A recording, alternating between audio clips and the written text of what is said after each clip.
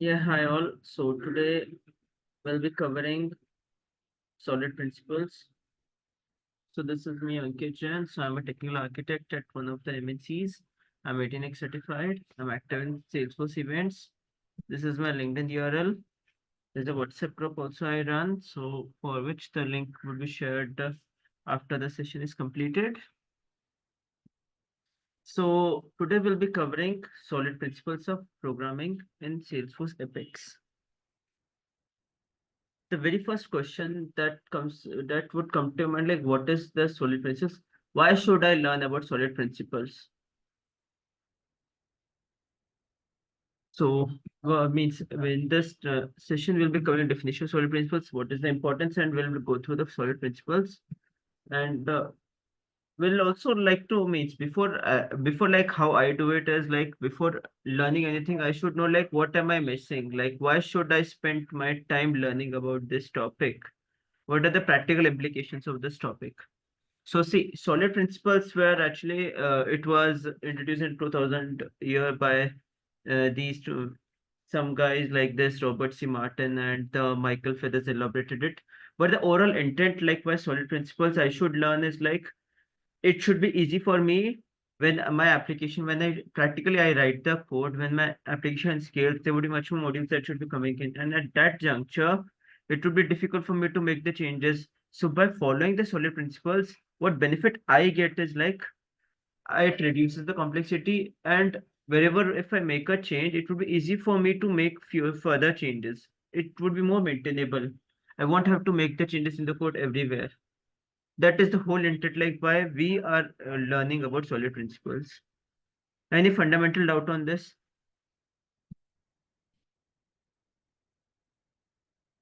Like why we are learning solid principles?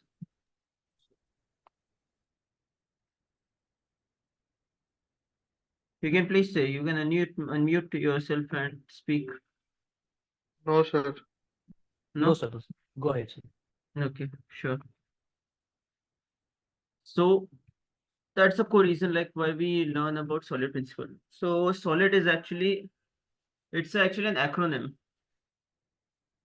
Single responsibility, open close principle, risk of substitution, and then there's interface segregation principle, and then it's like dependency injection.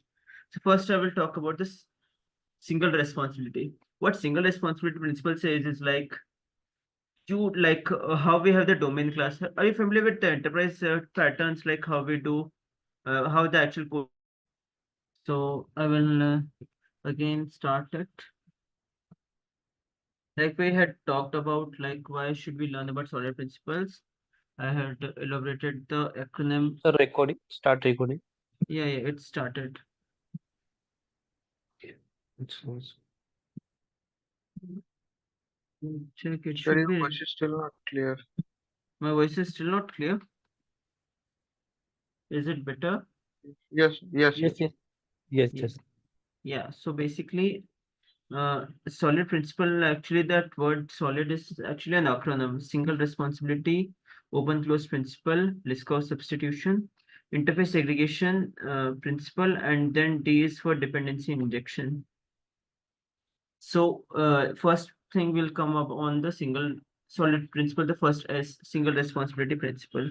Actually, what this principle says is like you should be focusing like if there's a class like say our domain class, say account service, where we write all the logic related to account. So we should be writing separate per object, at least separate classes where we have that entire logic. So for that, the example is like this domain class, like example, this code. Like in this class, all the logic related to accounts domain, I would be writing in here. I would not be writing it like that same logic in multiple places. Like wherever I have the different control, I will be creating that, say, writing that same logic all the places. Do you know why?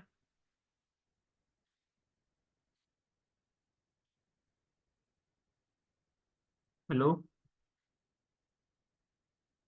please speak. The reason I will be doing it like, see, if what will happen if suppose I make a field required anytime in future, I will have to modify that code everywhere. right? Yes, sir. And with if I write to the like I follow the single responsibility principle, what I will have to do is like I will have to just make the tweaks here in this method only.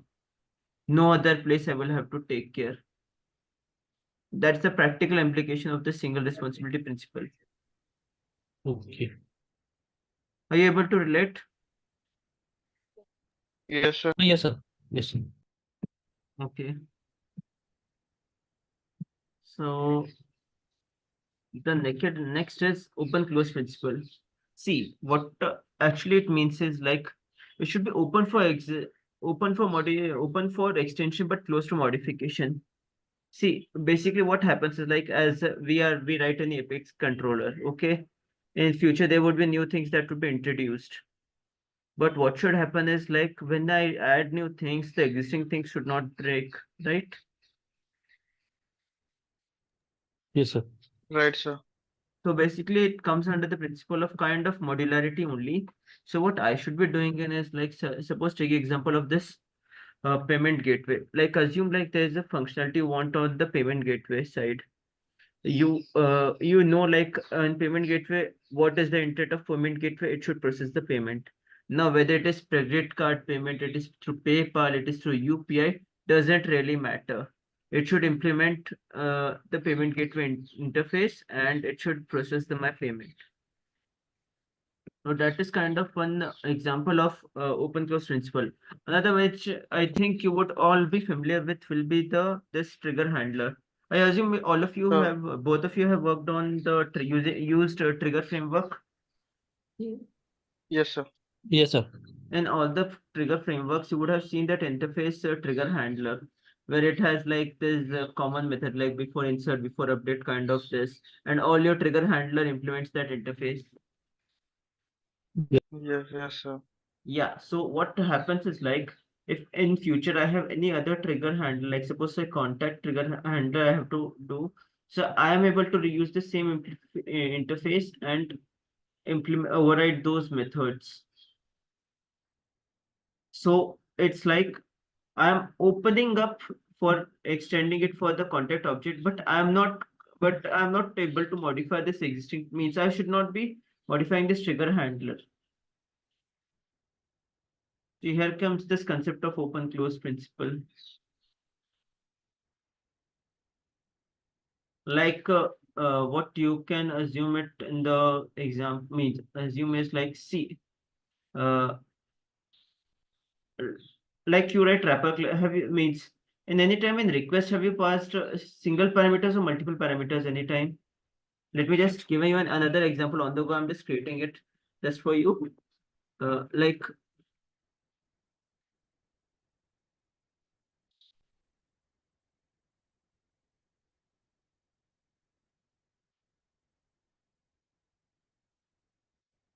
assume like there is a method that you have written in or Apex.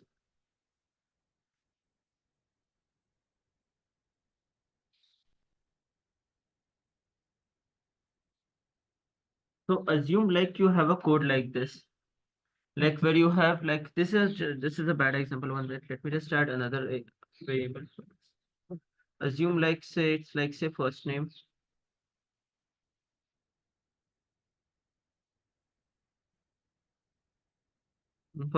middle name.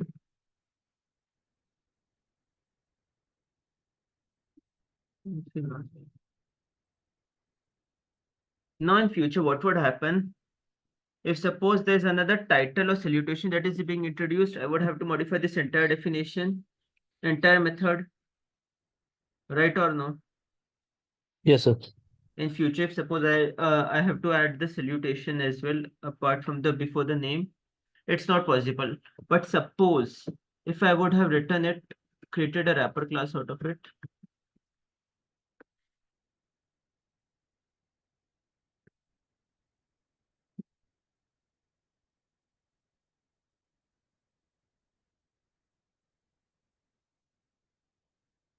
and then in this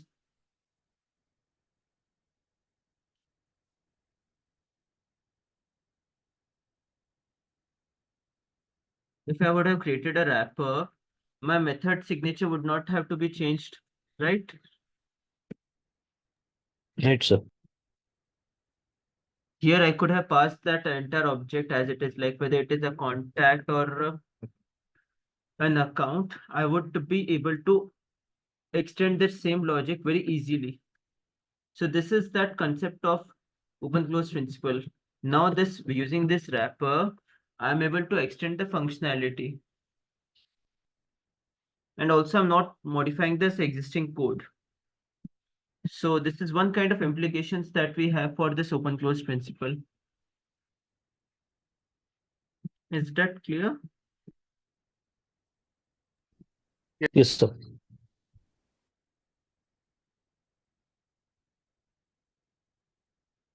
The next is Liskov substitution. Liskov substitution is like very basic concept. Have you all written anytime implemented any interface or extended any class? What this principle actually says is wherever you have a base class, like taking example of this, like this is like a shape abstract class. We have a rectangle which extends this shape. We have a circle that extends this shape. What this principle says is here this shape instance I'm creating and the object that I'm assigning in here is not I can assign the ones that is the derived class like here like rectangle or circle. I can put this instance inside this. You will ask like what is the advantage I have? The advantage is like there are some scenarios where at runtime you know like what is the parameter that would be needed in. Are you all familiar of the different types of ways like where we can create a different object or you can do typecasting?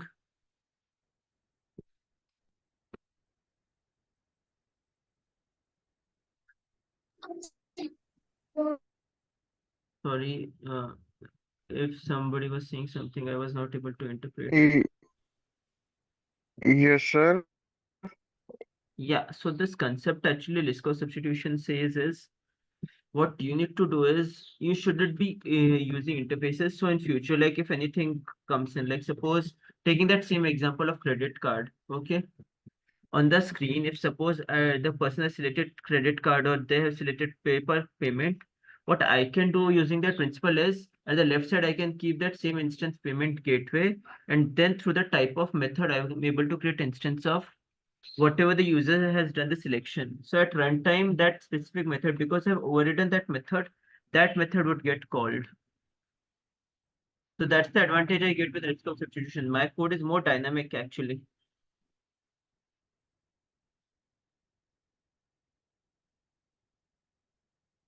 At runtime, I'm able to decide like what is the object I should be passing in. And accordingly, I can call like s dot calculate area. Like say here, if I call it like here, then the rectangles method calculate area is called. And here, if I call that calculate area, now the circles method of calculate area is being called.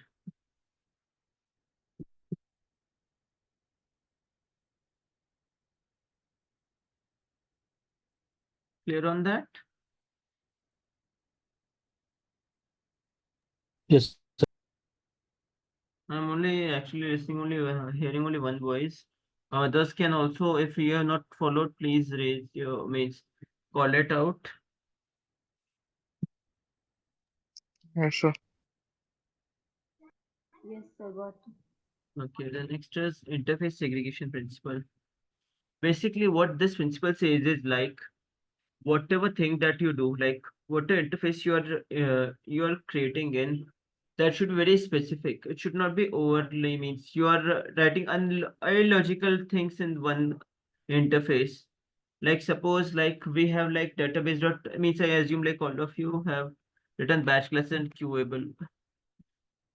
So although execute method is common across both, but the signature is different. And there are different, of course, different other methods as well. So what this principle says is like your interface should be highly specific. It should not be like you're doing related things, like with you have created a separate interface, like interface of, let's say, calculate area and circumference as a single one, and then over maintaining the overriding that means providing the definition of that and asking it to implement. Basically, the intent of interface is like any specific thing you want it as a contract. Like you want like whoever implements that interface that should override that method and provide the definition for that. And if that is not at the module, it's not specific, then it would be like not the people won't be able to fulfill that contract. So like taking a live example is, suppose taking example of a library card. Okay, with library card you can issue any book, right? Whatever book you want. But suppose you want a book and and a newspaper.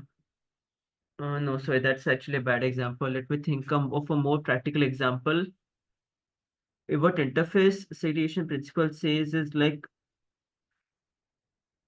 suppose you write the schedulable, like if we go by the definition, like we have a database dot means we have the schedulable interface as well, which we use in the batch apex to schedule any classes, right? So what this principle according to that would say is like, you write a separate method which is batchable, and you write a separate class which is schedulable, and use the schedulable class only for scheduling any of the batch classes. You pass that as a parameter and use that schedulable class for scheduling all the batches. What would happen if you use this schedulable and batchable in the single classes, that you would in future, like if suppose you have to schedule other classes, you will have to implement that same interface multiple places, and then your logic would be kind of same logic would be replicated in multiple classes, which would cause you for more difficulties when you have to, when the application scales. Like when I'm talking about scaling means I'm assuming like there are like say 40-50 classes. So as you, if suppose any minor changes are to be done, like in scheduling, like suppose you get instructions from the business, like all the batch classes should be scheduled at say at midnight, then you will have to, if you have not written the specific you have not segregated your interfaces, then what would happen is like you'll have to make the changes all over the place. Am I making some sense, or it's like going a little above? Please feel free to ask any question.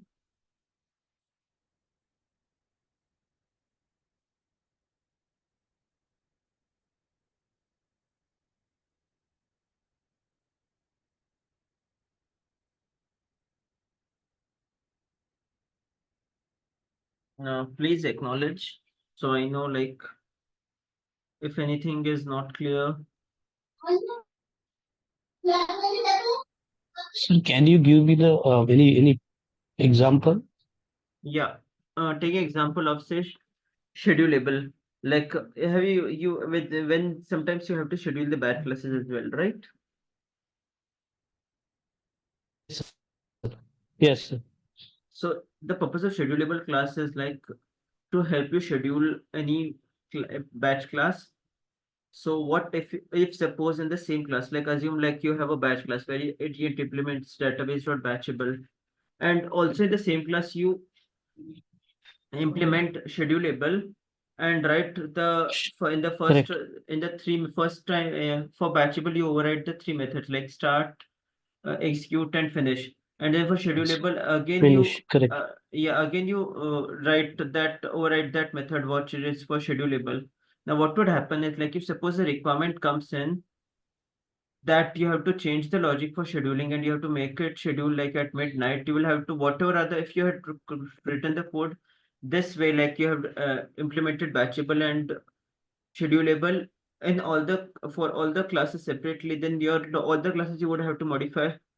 Is that right? No, sir. Let me just, I think unless I write the code, it won't be clear. Give me 1 minute. So it would be better, sir. Yeah, sure. What? Give me 2 minutes.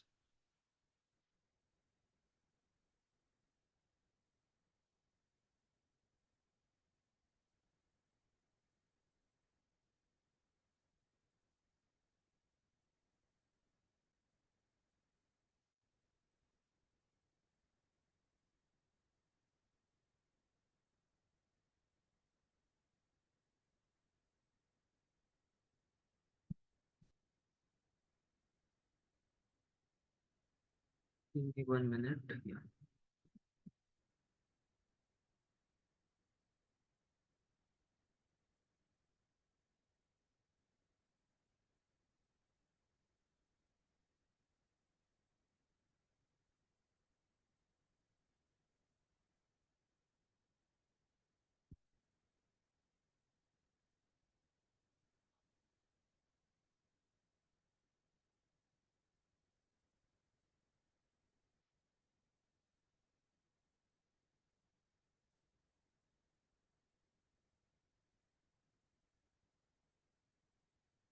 Give me 1 minute. Let me just format it a little bit better. Like, see, I have written the batch class code here, and then it's like if I have written it this way, then what would happen is like I would be able to create instances of any of the classes, and this code of mine would, it means I can obviously create constructors and pass the class name as parameter and schedule call the batch class, right? But assume for a minute Correct. if I had written it this way. Correct, sir.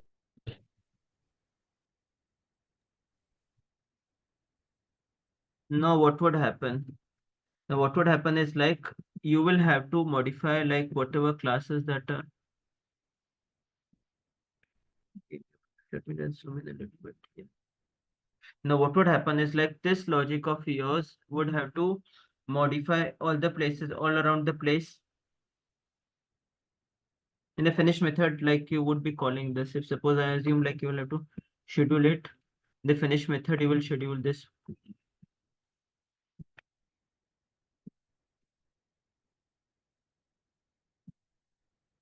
In the finish method. Or actually it's not the right Is way. 1 minute, 1 minute. What you could do is actually this you can call it through the anonymous itself, or you can schedule the time. Like if you have to schedule it for every day midnight, then you will have to handle that logic in the finish method. Like after it's done, the next schedule time is uh, this one. Okay, system dot schedule. Here's that line here. So now suppose you would have to make any change in the schedule, then you would have to modify the all the batch classes if you have written it this way, right or no?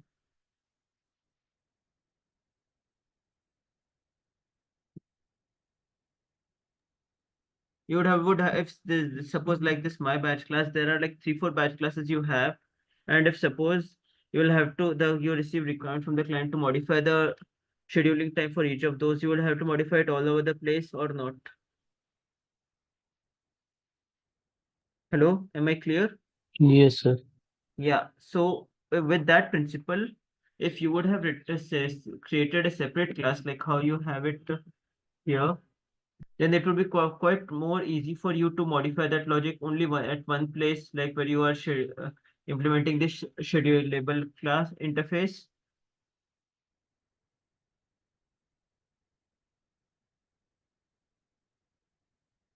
It would be quite easy for you because you have more it's segregated like this class's entire purpose is like scheduling the different batch classes you have. It actually drills down to single responsibility principle. Like whatever code you write, like suppose any class or any interface, it should be highly specific. It should have only one responsibility. Batch classes enter its responsibilities like you give them lots of chunks of data and get it processed from the batch class. Scheduling that Apex class is another separate job in itself. So you give it to another class. So that's the way it works out.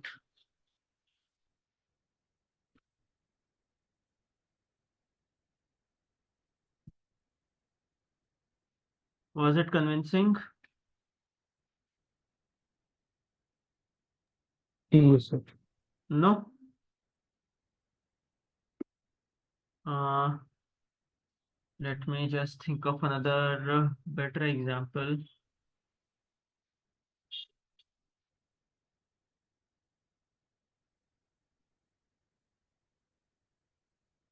Basically, the intent is like you don't implement a interfaces which you don't actually use. Like suppose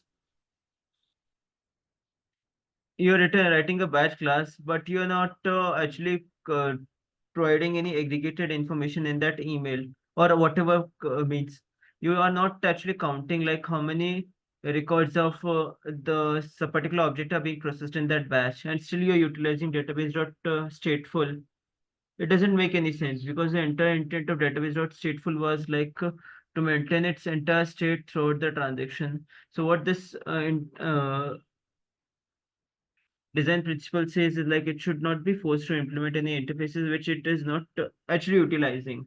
Means basically whatever is the required interfaces that only implement. You don't implement multiple ones and which are unnecessary, so which actually complicates it.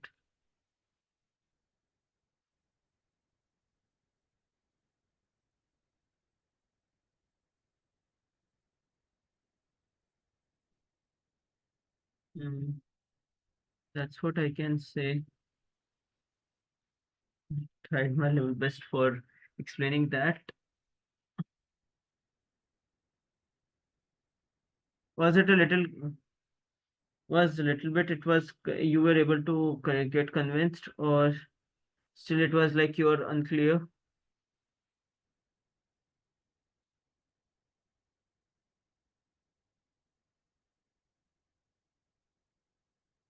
Hello? Hello, my voice is clear.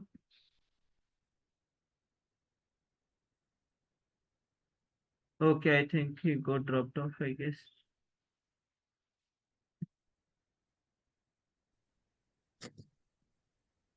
It was clear for you, Manisha and Naveen.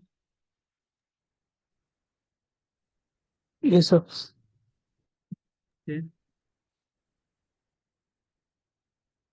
After this interface segregation principle, last one is like dependency inversion principle, or say dependency injection. Basically, what it says is like wherever you write any code, don't rely too much on like fixing the thing, means hard coding anything. What you rather do is like whatever you think like for scaling, use parameters, no? Like suppose if you have to write send an email, you write any code for sending an email, you should not be kind of hard coding like uh, this outward email address should I would be querying it hard codedly, means querying like a particular name, like say XYZ, where display name equal to XYZ, and use that in the code. What I should be doing is like while I write that code, I should take that as a parameter. Everything should be coming from the parameter. Where you think like the reusability can happen quite easily, you should be passing the parameter and use the wrapper classes in their parameters. So that could help you scale the code. So that is actually the intent for this dependency injection or dependency inversion principle.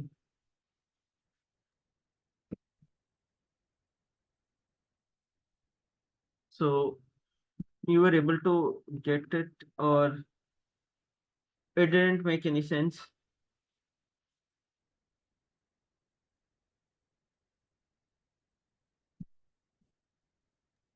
Yes, sir. It made some sense or it didn't? Basically, it's all about like parameter passing. Like wherever you think like your code could be reused, we pass the whatever things. Like suppose the same thing which we do with flows as well. Like suppose you have to create, you were asked to create a method for create a flow for creating a task. So what you should do is like what are the different fields that you've been entering in? First, create all of those as what you call resources and pass them as a parameter. So if suppose someone has to reuse that functionality, they can just change the parameters and their code will work out. Your their flow will work. So you are able to increase your reusability of code using this dependency injection, where you are passing all the things as parameters and not fixing on the specific requirements. Basically, here the whole intent is reusability. Try to increase the reusability as much as you can. Yes, sir. Like suppose you write the test data factory, right? In the test data factory, you pass multiple things as a parameter. Why? Because you want that data factory to be reused across your all the test classes, right?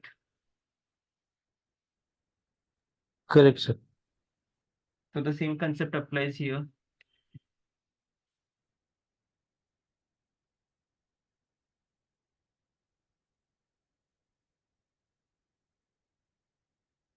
With this, actually, it comes to the last part, like Q&A. If you have any question, like I will try to answer that. Were you able to means Manisha, where did you join? Means did you get all the things covered, or there were few things like which you missed on?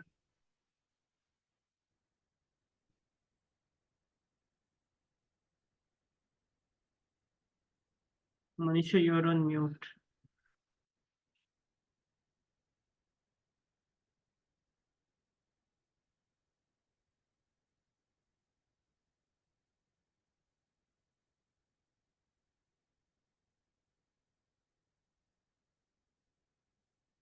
Please acknowledge.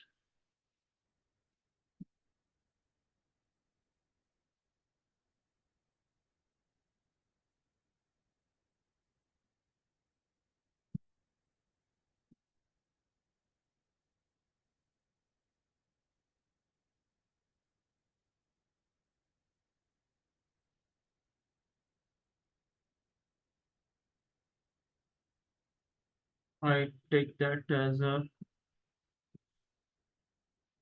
yes, like you were able to cover the things.